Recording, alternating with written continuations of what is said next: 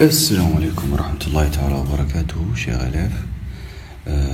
Ça fait longtemps qu'on n'est pas présent parce qu'on avait beaucoup de choses à faire à propos de l'application, les mises à jour et tout, et ainsi de suite. Alors qu'aujourd'hui on est libre, on a décidé de lancer nos activités sur les vidéos et tout, etc. Bon, en général, c'est une vidéo dans laquelle on a fait pour améliorer les niveaux des élèves dans le chapitre champ magnétique. Alors, tout d'abord, on va présenter et on va lancer une vidéo sur la façon de traitement des exercices, la façon de réviser et la façon de gérer son propre emploi du temps à la maison. Donc, dans ce cas et dans cette vidéo, ce qu'on va traiter, c'est un bac sur la matière physique-chimie. Donc, bac 2003, session complémentaire physique, c'est le bac C. Je crois, oui, c'est le bac C. Donc, là, exercice 4, champ magnétique, force de Lorentz. Alors, dans ce cas, ici, là, on va commencer à lire l'énoncé, l'exercice. Dans cet exercice, le mouvement des ions se fait dans le vide et on néglige leur poids devant celui des autres forces. On utilise le spectrographe des masses de la figure pour séparer les isotopes, 79 Br et 81 Br. Le spectrographe des masses est la raison dans laquelle les deux isotopes vont se séparer dans une chambre qui contient seulement le champ magnétique. D'accord. Et là, on va commencer à lire le reste. Les atomes sont d'abord ionisés dans la chambre ionisation 1. Le chemin est là. Ceci est la chambre d'ionisation. Ceci est la chambre d'accélération. Ceci est la chambre force de Lorentz, là où on a mélangé le champ électrique et le champ magnétique à la fois. Et ceci, c'est la chambre de séparation, là où on a utilisé le spectrographe des masses. Les ions formés portent alors la même charge. Q est égal à moins E. Si l'exercice vous dit que Q est égal à moins E ou E, cela veut dire que le signe de Q, vous le connaissez maintenant. D'après là, Q est négative. Elle est inférieure à 0. Alors, si on veut appliquer la différence entre FE et E, on va dire qu'elle est opposée de l'un à l'autre. Elles sortent de cette chambre en un point O1 avec une vitesse de valeur négligeable. Dans la chambre d'ionisation, quand on lance les deux isotopes, elles sortent en O1 sans vitesse. Puis ils sont accélérés dans la chambre d'accélération O2 par la tension U est égale à Vp1 moins Vp2 appliquée entre les deux plaques P1 et P2 et arrive en O2 avec des vitesses de même direction et de même sens, mais ayant des valeurs différentes. À la sortie à O1, les ions arrivent à la chambre d'accélération et on les accélère avec une tension U pour arriver en O2 avec une vitesse ayant de même direction, même sens, mais de valeurs différentes. C'est vrai que les masses atomiques sont différentes, alors les vitesses seront différentes. Alors, afin de sélectionner une seule vitesse VO, en haut, on impose aux ions dans le filtre de vitesse 3 un champ magnétique B et un champ électrique E, comme l'indique la figure. Ça, c'est la chambre 3, là où on a mélangé champ électrique et champ magnétique à la fois. 1. Montrer que l'énergie cinétique est la même pour tous les ions en O2. En 2, déterminer le sens de E pour que la force Fe électrique soit opposée à la force magnétique Fm. Montrer que la vitesse V0 au point O est indépendante de la charge électrique. Calculer V0 si E est égal à 2 fois 10 à la puissance 3 voltmètre et B est égal à 0,05 Tesla. 2. Les ions ainsi sélectionnés arrivent théoriquement avec la vitesse V0 dans la chambre 4, là où il y a le spectrographe des masses et la déviation. Des déviations où ils sont soumis uniquement au champ magnétique précédent. 2.1. Préciser le sens du champ du vecteur B pour que les ions parviennent à A1 et A2. 2.2. Montrer que le mouvement des ions dans ces chambres est circulaire et uniforme. En déduire l'expression des rayons R1 et R2 des trajectoires en fonction de E, V0, B, M1 et M2. En déduire l'expression des rayons R1 et R2 des trajectoires en fonction de E, VO, B et M1 ou M2. Ce qui montre dans ce cas, si vous traitez l'exercice entier, vous allez savoir comment tirer R1 et R2 de la trajectoire en fonction de E, V0, B, M1 ou M2.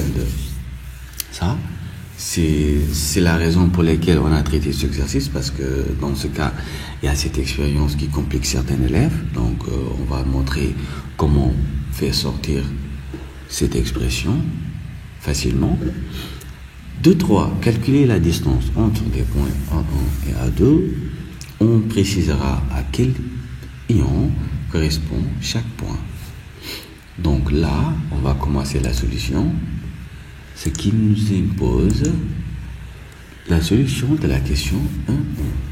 Ce qui indique 1.1, la valeur de l'énergie cinétique. Pour la démontrer, c'est facile, comme bonjour, c'est à retenir aussi, parce que tu vas poser que la variation d'énergie cinétique est égale à Q fois U, ce qui est évident, ce qui implique que ECO1 en point O1, O2, E moins ECO1 en point O1 est égal à Q fois U. Alors que Q fois U n'est pas nul, alors la variation d'énergie cinétique est constante. L'énergie cinétique est la même pour les ions au point O2.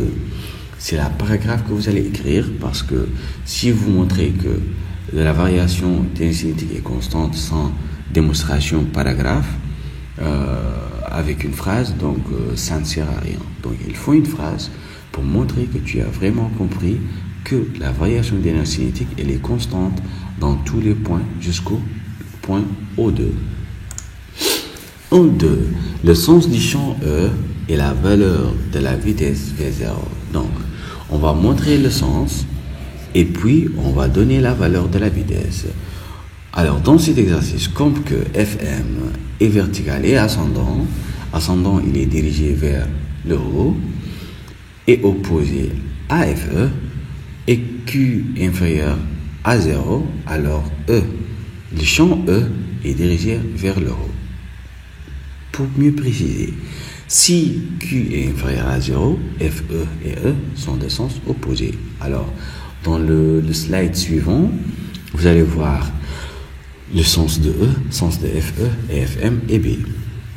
Alors, Fm est égal à Fe pour calculer la valeur de la vitesse dans ce cas. Dans le champ magnétique, si on vous demande de calculer la vitesse, il faut passer par la méthode de l'équilibre. Donc, tu vas appliquer à l'équilibre, tu as le travail de toute force extérieure appliqué est égal à 0. Donc, tu as Fm vecteur moins Fe vecteur est égal à 0, ce qui implique que Fm moins Fe est égal à 0. Alors, Fm est égal à Fe, ce qui est à l'équilibre. QVB est égal à QE. On simplifie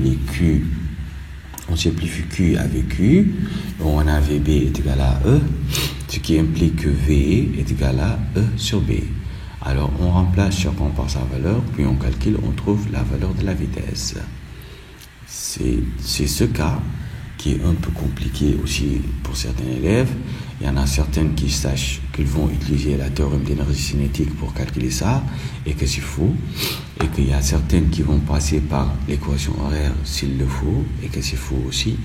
Mais dans ce cas, si on a le champ électrique et le champ magnétique à la fois mixés dans une seule chambre, il faut utiliser à l'équilibre et utiliser les deux formules de la force électrique et magnétique. Suivante, dans ce slide, on va déterminer le sens de B. 2.1. Le sens du B est sortant. Pourquoi? Là, dans le chemin, on va mieux expliquer. Le chemin est là, avec des couleurs. Donc là, dans ce cadre, le vert, c'est QV. Le violet qui est là, c'est V0. Le flèche jaune, c'est FE. Flèche bleue, c'est FM. Le flèche rose, c'est la direction de E. Pourquoi B? Ce B ici, c'est la question de la chambre de séparation en utilisant le spectrographe des masses. Vu que la vitesse, elle est verticale et qu'elle est plutôt horizontale, et là, on a le flèche de FM dirigé vers le haut, parce que la déviation des isotopes indique toujours la direction de FM.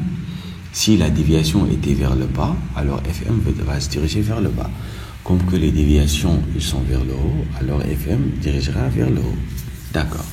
Si FM est vers le haut et que V0 est horizontal, alors ce qui implique que là, pour déterminer d'après la règle de la main droite, si B, le sens de B, on va poser les doigts indiquera QV, et que QV est opposé à V. Alors, ils sont pas superposés, ils sont opposés. Alors, je pose les doigts pour montrer QV, puis je sors la pouce pour montrer FM, et que je vais voir que B est sortant d'après la règle de la main droite. J'espère que c'est clair. Et si dans ce cas, elle n'est pas claire, il suffit juste de commenter là où c'est pas clair. Comme ça, on va essayer de clarifier sous format en vidéo avec la main pour que vous compreniez mieux comment déterminer le sens de B d'après la règle de la main droite, facilement et rapide. Bon, dans ce slide, on nous a demandé de montrer ce qu'on appelle la nature du mouvement et l'expression du rayon. Donc, pour faire sortir la nature du mouvement, ce qu'on doit appliquer, c'est quoi? On va utiliser travail de toute force appliquée est égal à MA, la RFT plutôt. On va appliquer la RFT, puis on passe par ces étapes suivantes. Ce qui implique que Fm vecteur est égal à Ma, vu qu'on a seulement la force magnétique, on n'a que le champ magnétique dans la chambre 4, il n'y a pas de champ électrique, donc on a une seule force. Alors A est égal à Fm sur M, ce qui implique que A est égal à une constante, mouvement rectiligne uniformément varié, ainsi de suite.